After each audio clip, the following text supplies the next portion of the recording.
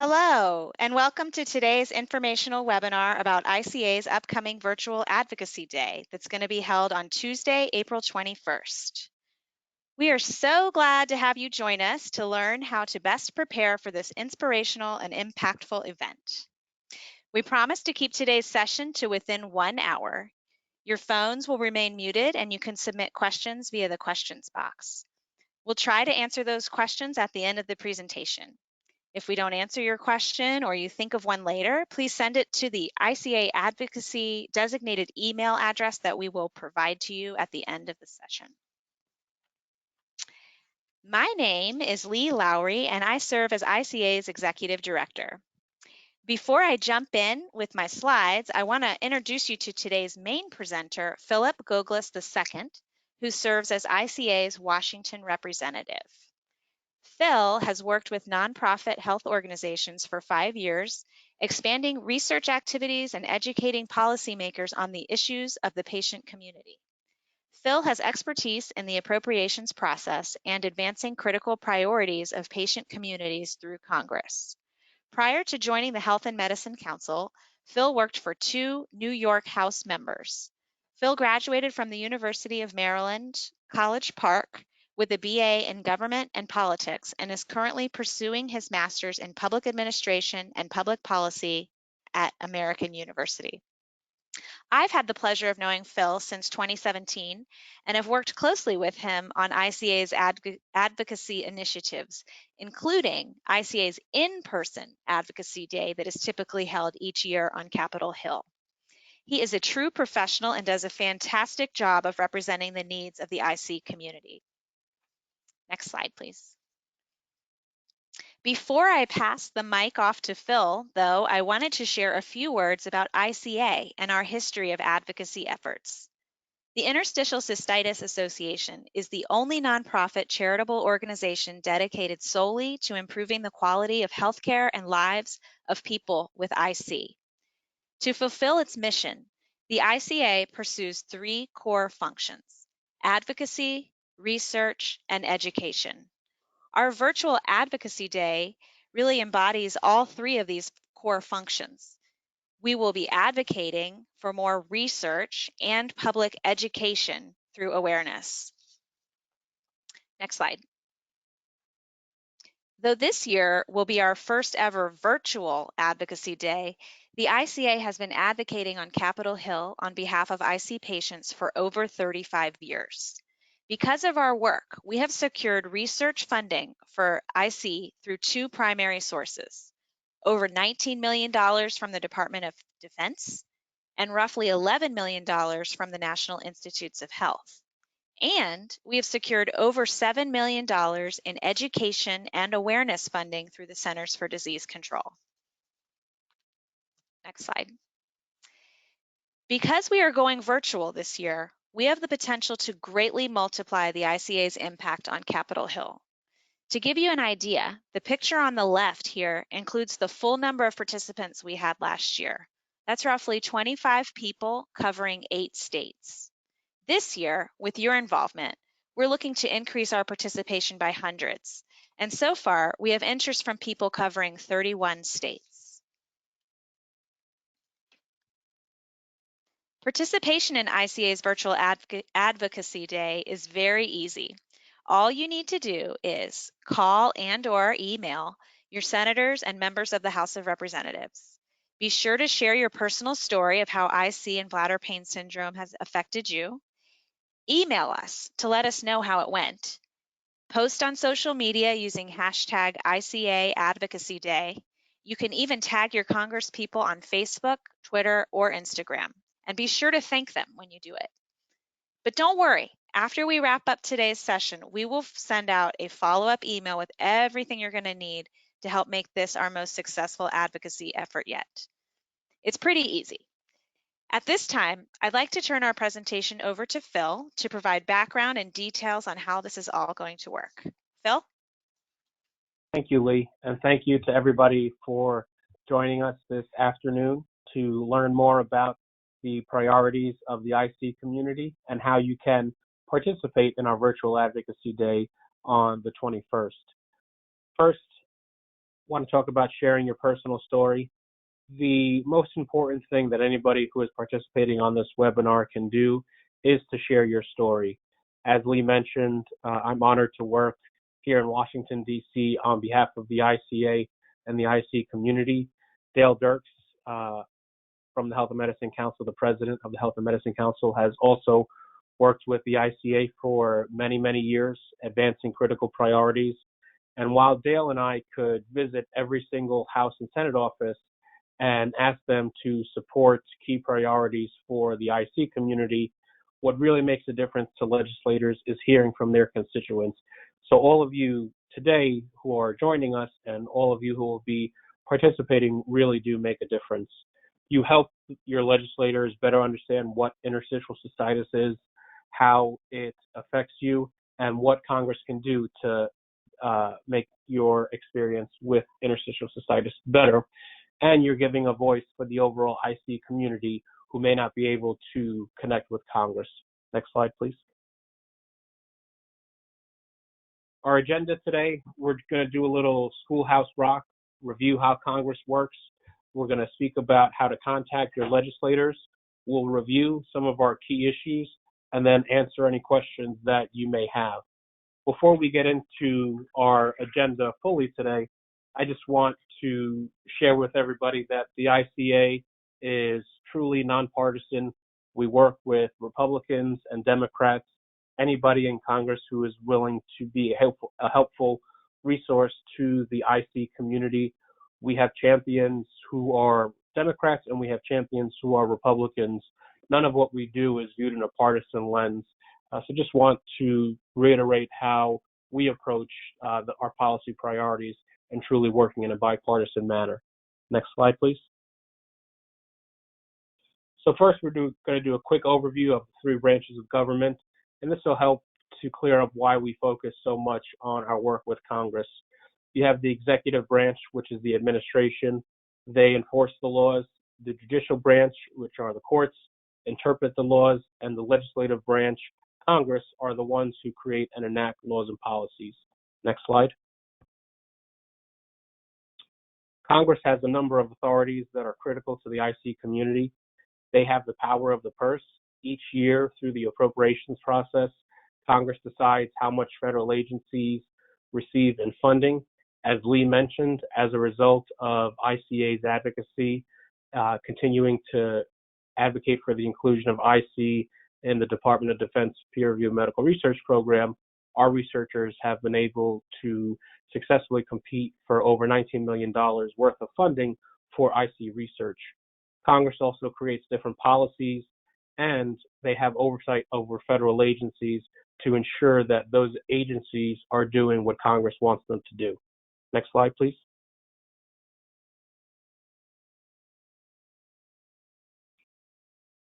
First, we're going to talk about the Senate. The Senate, each senator is elected to a 6-year term. Each state has 2 senators, so 100 total. It doesn't matter if you're in a small population state like Delaware or a large population state like California. Both states have 100 senators, and because they're elected to 6-year terms, they're staggered when they're up for re-election. So for instance, this year, only a third, roughly 33 senators are up for re-election or running for election, while the rest of the Senate will still be here come January. Next slide. Please, thank you. The House of Representatives, they are larger. There's 1 representative from every single congressional district. They're elected to 2-year terms, and as opposed to the Senate only having 100, the House of Representatives has 435 members. But the difference is in the House, the amount of districts in each state is dependent on population. So a state such as Montana or Delaware, because of their relatively small population, only have 1 member of the House of Representatives, while states like Florida and California have 27 and 52 or 53 respectively. Next slide, please. Some key committees that we work with on the Senate side, the Appropriations Committee, they're the ones who decide how much each federal agency receives in funding. The Health, Education, Labor, and Pensions committee. It's the HELP committee, how appropriately that acronym is. They focus on a lot of health policies, have oversight over NIH and the CDC, and the HELP committee has been focused very much over the past few years on the chronic pain issue and the opioid crisis and how to strike an appropriate balance between critical access for chronic pain patients and ensuring that there aren't misuses and abuses of opioid medication. Then you have also the Finance Committee, which oversees Medicare and Medicaid and other health-related provisions. Next slide, please. On the House side, we again have the Appropriations Committee, where we have House members who decide how much funding each federal agency gets.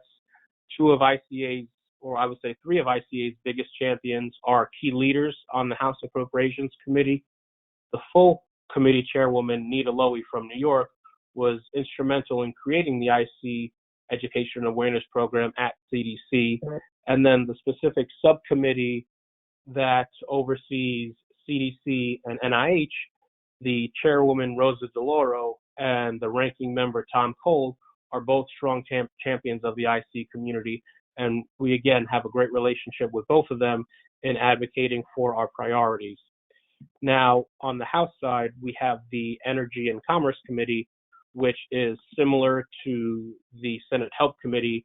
The Energy and Commerce Committee oversees health policy and has been very active with chronic pain management, responsible pain management, and the opioid crisis.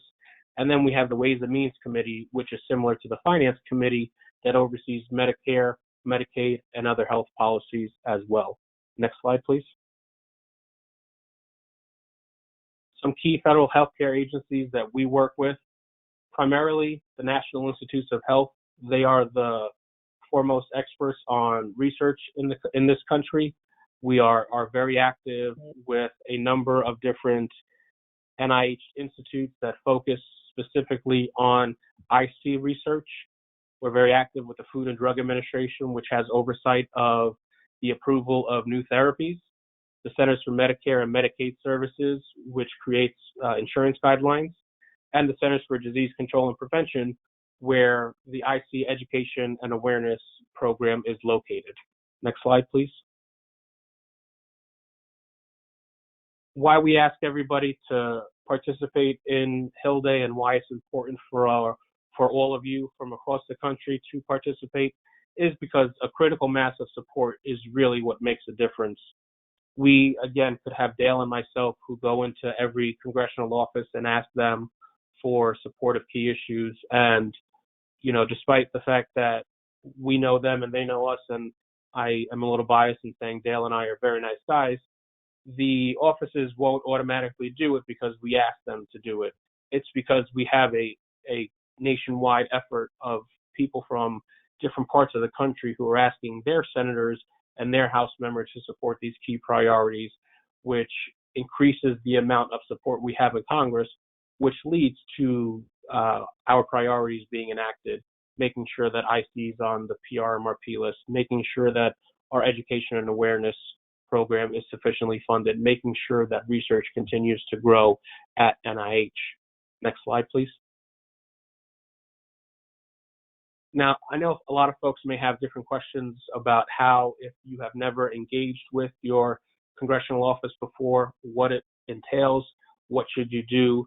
The most important thing is your story, and you are the one expert in your story with your story. Some key pieces of advice that we have is keep it simple and concise. We understand that there may be a lot of different issues you've encountered with interstitial cystitis as being a patient or a caregiver or a loved one, but we ask everybody to really go through that and try to make it as concise as possible for an office. Think of what has your journey been, what challenges have you faced. If you only had 5 minutes to share your experience with somebody, what would you want them to take away from that conversation? What would you want them to know? What is it that is most important for somebody who decides how much money CDC or NIH receives, or a member who has a distinct role in crafting policy around chronic pain, what is it about your story that they should know to make the best decision possible for the community? Next slide, please. Contacting Congress. There are a few resources that we have created for everybody. The first is to prepare for the outreach with materials that can be found at the ICHelp.org/advocacy day website. There you will find a number of useful materials that go in depth on what our issues are, what our asks are, and important background information as well to bring you up to speed on what our issues are. Second is to call your representative's district office, whether it be your senators or your House member. Ask to speak with a staffer there who handles health policy. And what's also critically important is ask them who handles the health portfolio here in DC and ask for their email address so that way you can contact them as well.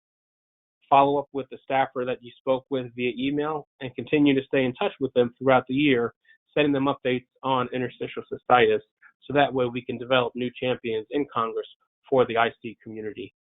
Next slide, please. To find your senators, you just go to www.senate.gov. They have a tab that says Find Your Senators, which will pull down from the top.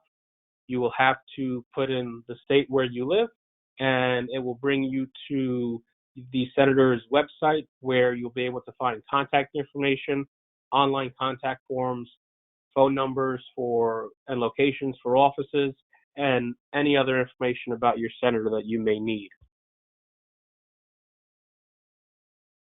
Excuse me. We also ask that you follow your senator on Twitter and Facebook so that way you're updated on what your senator is doing, if they share critical pieces of legislation, their opinion on different policy proposals that are in front of Congress, or to give you an idea of if they're holding a town hall or an event locally that you may be able to participate in. Today's new normal that we're living in, it's probably a teleconference or something virtual, but we again want you all to develop these relationships with folks so that way when we can meet in person again, you're able to do that.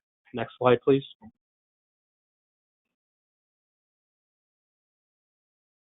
Next, how do you find your House member? It's a similar process as the Senate side.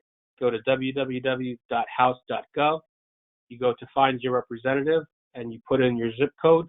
What's different about the House side is the senator covers the entire state, but because your House member covers a specific district, you will probably have to put in your full address, so that way it gives you exactly who your House member is. Sometimes some districts, there are multiple districts in a zip code, so just put in your full contact information in the website there, and it'll give you exactly who your representative is. And then follow the same procedures that you did for your senators. Go to their website, you'll find a contact tab, which will have information of their district office, locations, contact phone numbers, and other information on them as well. We also encourage you to follow them on Twitter and Facebook. So again, you can be looped into new updates and information that they're sharing with their constituents. Next slide, please. Again, how do you prepare? Now that you've gone to your senator's webpage and you have all their information, and you've gone to your House member and you have found all of their information, what do you do next? Again, I encourage everybody to go to the IC website, ICHelp.org/advocacy day, review all of the materials that are there, excuse me, all of the information that you will need to share with a staffer is there, more helpful hints and other information. Make a note of any questions you may have for the staffer you're going to connect with. Again, preparing your IC story. How has IC changed your life? We found that it's very helpful for folks to write their story down and practice it. There are two options for you to connect with your staffer. We are going to encourage you to call your local office, follow the phone script that's there and then send an email to the DC staffer. Those two scripts are located in the prep packet that can be found on the IC website, and you will have an opportunity to share your story. So for your phone call, we encourage you write that story down, practice it over, incorporate it into the larger letter that is in the script, so that way you feel most comfortable when you're talking with somebody from your local office. Next slide, please.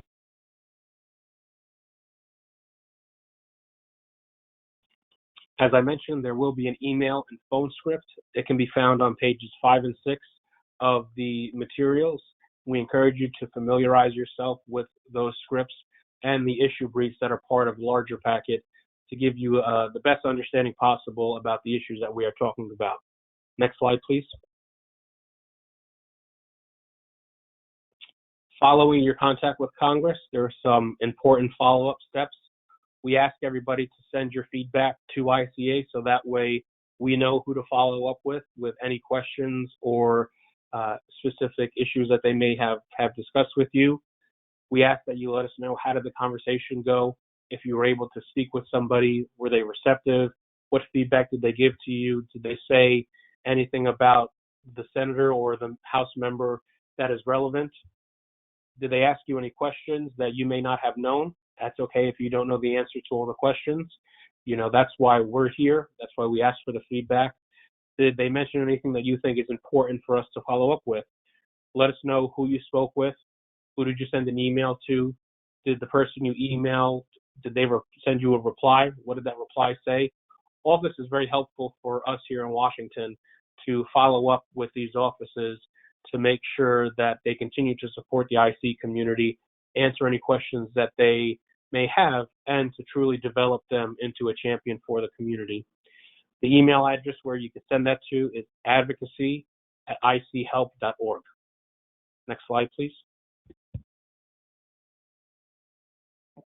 We're also going to provide a follow-up thank you note that we're going to ask you to send to the congressional staff person that you spoke with on the phone, and if you receive an email back from somebody, to share with them as well. Again, what's critically important that we want to do is help you develop a relationship with your House member and with your senators, so that way you can continue to engage with them and share any updates that we have for them in a timely manner. Next slide, please. So now I just want to go over a brief Washington update, a review of some of the issues that are more detailed in the materials. First, we are in the second session of the 116th Congress. The 116th Congress is comprised of members who were elected in 2018. So this fall's election is for members of the 117th Congress that will meet come January 2021. So part of this second session where we are now is every year there's budget and appropriations activity that Congress has to do. It's one of their yearly activities. It's not something they can decide not to do one year. Each year they have to meet. They have to decide how much each federal agency is going to be funded at and make specific recommendations to those federal agencies. And beyond just budget and appropriations activities, there is congressional focus on healthcare policy. A lot of what Congress is focused on now is COVID-19 and the response to that. But there are also important healthcare policy priorities that Congress continues to follow and that we continue to monitor and engage with staffers as well. Next slide, please. So we're going to go into a legislative issue review. The first aspect we're going to review is medical research. Then we're going to talk about responsible pain management. And then we're going to end with discussing the IC Education and Awareness Program at the Centers for Disease Control and Prevention. Next slide, please. So first, talking about medical research, we are asking for Congress to provide NIH, the National Institutes of Health, with at least $44.7 billion. That is an increase of $3 billion from what they're currently funded at. And why it's critically important that NIH receives another meaningful increase is because they support IC research through the National Institute of Diabetes, Digestive and Kidney Diseases, which is NIDDK, and the National Institute of Neurological Disorders and Stroke, which focuses on chronic pain management. ICA has a very effective working relationship with NIH, with NIDDK, with NINDS, and we are very active in sharing the important priorities of the IC community and the need for more research to leaders at NIH. And what's critically important to help progress move forward is for NIH to receive a meaningful increase of funding, so that way they can continue to fund new research projects and different activities that will help better understand interstitial cystitis. A component or a complement, to the NIH research is including interstitial cystitis in the Department of Defense peer-reviewed medical research program. And I know to a lot of folks, the question may be, what does DoD have to do with medical research? This program was created by Congress to serve as a complement to research at NIH and to solely focus on conditions that are relevant and affect servicemen and women. And interstitial cystitis has been proven to become more prevalent among veterans and active service men and women, and is associated with PTSD. So because of that, there is a list that Congress comes out with every year. There's about 35 to 40 conditions on this list on an annual basis. And when this program first started, Congress funded this program at $20 million with 20 listed conditions. Because of the advocacy of the ICA and our IC advocates, IC has been constantly included as a condition eligible for study for the past 10 years or so, and that pot of money has grown from just $20 million, now it's funded at $360 million. But just because one condition is listed one year, it doesn't guarantee that the following year they will be listed. So every year we have to go back to Congress and formally ask that they include IC as a condition eligible for study in this large peer-reviewed medical research program. Next slide, please. Next, we want to talk about responsible pain management. The ICA and the IC community fully understands the current opioid epidemic, but what's critical for us and what we need Congress to understand is that they have to maintain access to chronic care medication. And what's critically important too is protecting that relationship between a patient and their doctor. If the doctor is seeing a patient and has prescribed the patient a medication that has been effective for the past 15 to 20 years, there is no reason why that patient should not have access to that anymore. There's no reason why that the doctor should be limited in being able to effectively treat their patient. So we continue to be very active with the larger chronic pain community here on Capitol Hill to let Congress know, yes, it's important that you deal with the bad actors, but it's also critically important that you remember the patient and you remember individuals who responsibly use pain management medications, and that you take into account what may be detrimental to us when you craft new policies. And I will say that working on this issue for many years, we have seen a difference in Congress where they have begun to better understand the importance of having the patient perspective, have had a better understanding of recognizing there is no one-size-fits-all policy, but it's important for the Congress to hear from different stakeholders and from the patient community to make the best decision possible that solves the problem at hand, but doesn't create a different one for our patients. Next slide, please. Last but not least, we are very active and we are very fortunate to have a dedicated program at the Centers for Disease Control and Prevention. It is the IC Education and Awareness Program. It is currently funded at $1.1 million. And as you might have seen in one of the slides that Lee was discussing, the ICA and IC Advocates has really grown this program from $650,000 a few years ago to $1.1 million now. And what's important about this program is that it provides patient support that empowers patients to self-advocate for their care. This takes all of the great work that's done at NIH and it provides education to physicians and caregivers, for the patient community. It allows ICA to do different awareness activities and education activities to increase the amount of people who know what IC is. That education and awareness is critical to ensure that IC patients receive the best care and they're not having to go through different stages of proposed care by a doctor who doesn't fully understand what IC is. We've done a lot of great work with the IC program at CDC, and we look to continue to increase that work and grow that work. So it's critically important that Congress, again, robustly funds this program because of all of the good work that has come from this program.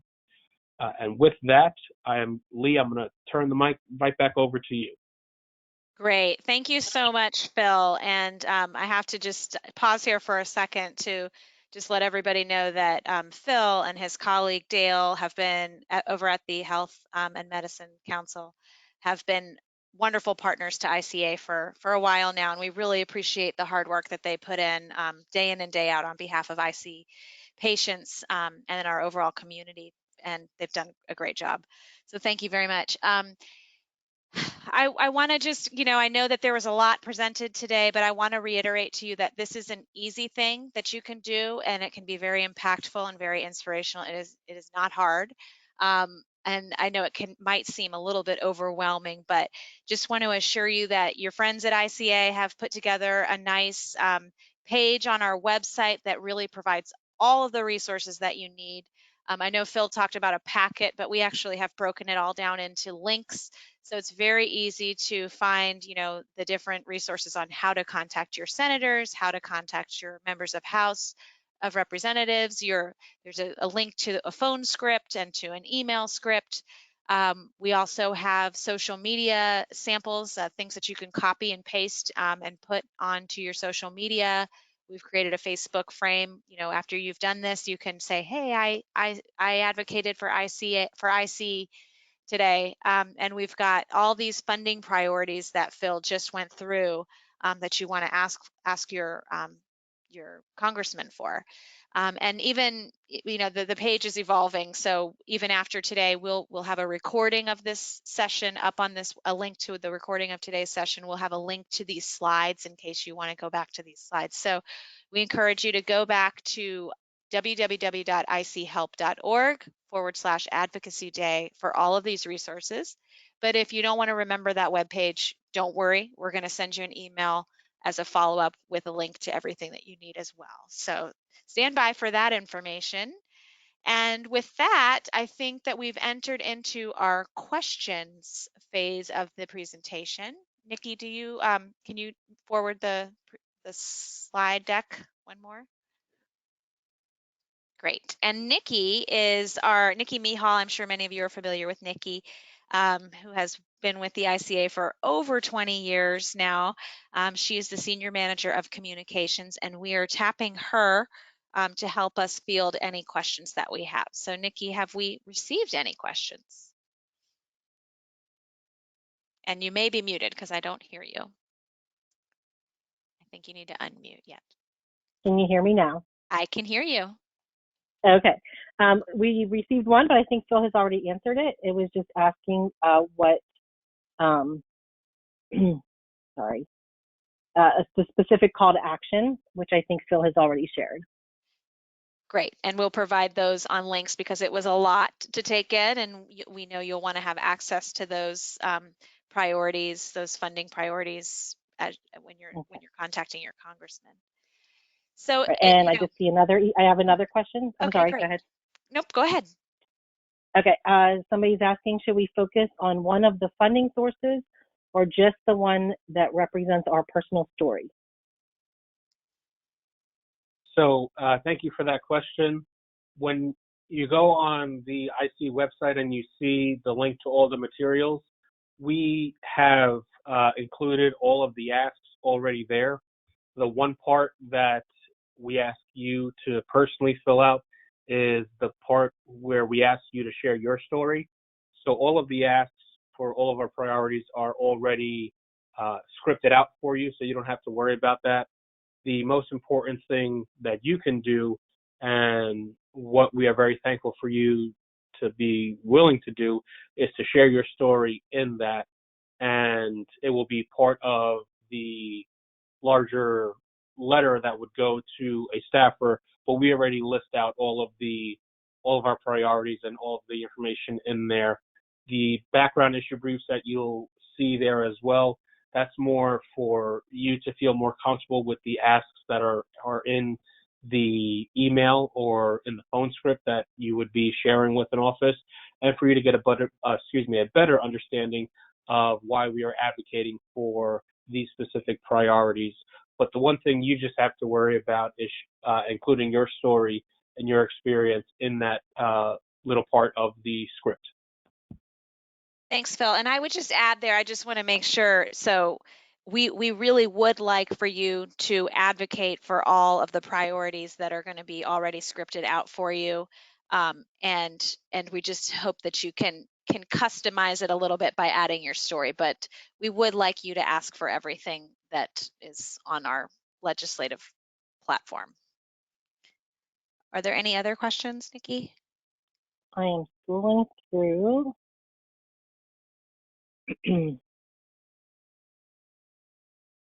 Are we doing all this just on the advocacy day or before the day? This is Lee. I can answer that one. Our plan is to try and concentrate it all on Tuesday, April 21st, just because, it would be great for everybody to hear from us on that day. But we certainly don't want that to stop you if you have plans on that day and that day is not going to work for you. We encourage you to reach out when your schedule permits, either before or after, unless, Phil, you have anything to add to that. Nope, I think you said it perfectly, Lee. We are focusing on the 21st, but we do have the benefit, because it is virtual, to have folks do it when it is most convenient for their schedules. But we do ask you to let us know when you did it and the feedback that you received, so that way we can keep a track of everything. Great. Anything else, Nikki? One more just came in. Do we contact both our senator and representative? Yes, so you would be making 3 phone calls, 2 to each of your U.S. senators and 1 to your House member. If you are, I know that there are some vacancies in the House currently. If you do go to the House website and you search for your member and it says that your House seat is vacant, then just contact your 2 senators. But ideally, everybody would be having outreach to 2 senators and a House member.